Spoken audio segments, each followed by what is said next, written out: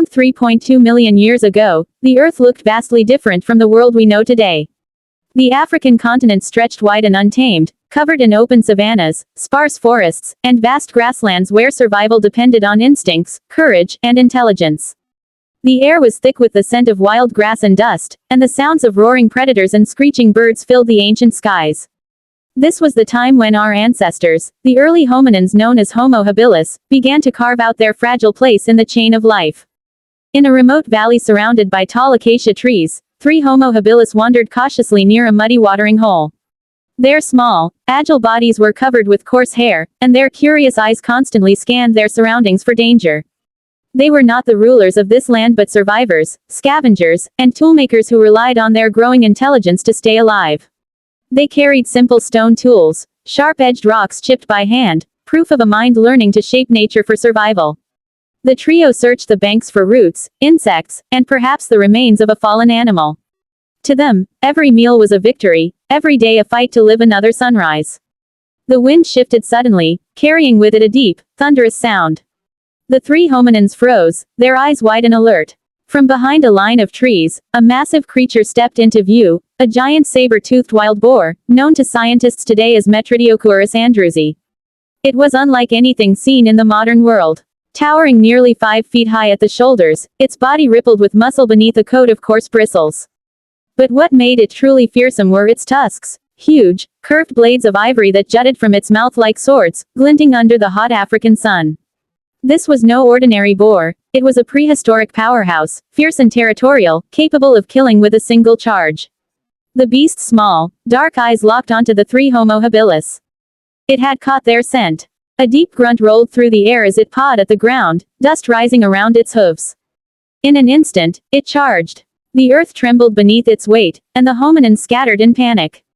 One dove into a patch of thorny bushes, another sprinted toward the rocks near the riverbank. The third, clutching his primitive stone axe, hesitated for a heartbeat. His instincts screamed to flee, yet something inside him, curiosity, courage, or desperation, made him stay. The boar's tusks sliced through the air as it rammed the fallen log in front of him, splintering it with terrifying force. The Homo habilis swung his tool, striking the beast's flank with all his might. The blow barely cut through the thick hide, but it startled the monster. The other 2 quickly returned, picking up stones and shouting, their voices echoing across the plain. They hurled rocks and debris, not with great accuracy, but with a shared purpose, to drive the beast away. Their cries and sudden aggression confused the animal. It was used to being feared, not challenged. With a furious snort, it stomped the ground, then turned and bolted back toward the tall grass, disappearing into the shimmering heat of the savanna. The 3 early humans stood breathless, their hearts pounding in their chests.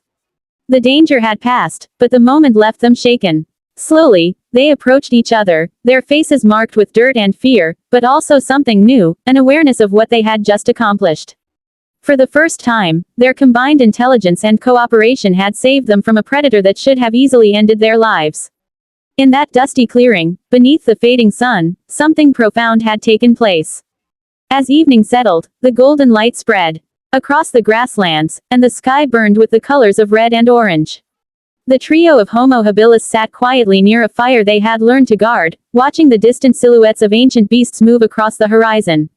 The sounds of the night returned, the calls of early elephants, the growls of saber-toothed cats, and the whispers of wind through the tall grass. These early humans could not have known it, but their bravery that day was part of a greater story, the slow rise of human intelligence and cooperation that would one day shape the world. In that ancient land, every encounter was a lesson in survival. The saber-toothed boar taught them fear, but also courage. It forced them to think, to plan, and to act together. These moments, when instinct met intelligence, were the sparks that began humanity's long journey. And in the endless savanna, beneath the watchful eyes of predators and the glow of a fading sun, the spirit of humankind was slowly being born.